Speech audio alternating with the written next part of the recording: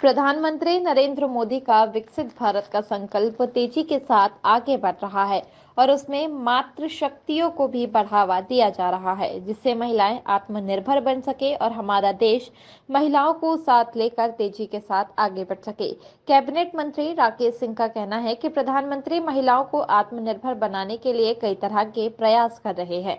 इसमें स्व सहायता समूह इसका बेहतर उदाहरण है। मंत्री का मानना है कि प्रधानमंत्री के नेतृत्व में हमारा देश और महिलाएं तेजी से आगे बढ़ रही हैं, जिसके चलते आज मानस भवन में शक्ति वंदन कार्यक्रम का समापन किया गया है।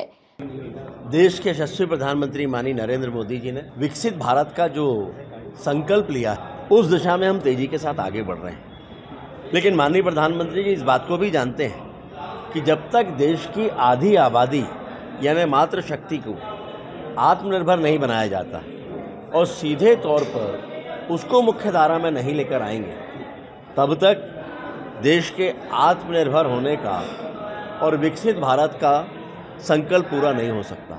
विचार करिए कुछ समय पहले के बारे में कि जब गांव में, शहरों में हमारी गरीब माताएं बहनें चूल्हा फूंक फूंक के अपना स्वास्थ्य खराब करती, कोई विकल्प नहीं होता। आज उन सबके घरों में उज्ज्वला का कनेक्शन है। उन गरीब माताओं बहनों के बारे में विचार करिए कि झोपड़ियों में पुरानी साड़ी की बनी हुई दीवार गत्ते और कागज के बनी हुई दीवारों में रहा करती थी। लेकिन आज ऐसी करोड़ों माताओं बहनों के पास में प्रधानमंत्री आवास के पक्के मकान हैं और उन्होंने स्व सहायता समूहों को मजबूत करने के लिए भी केंद्र सरकार की तरफ से बीड़ा उठाया।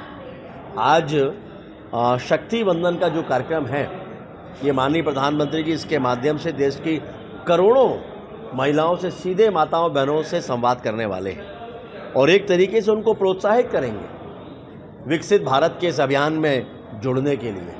तो आज ये बड़ी ताकत है।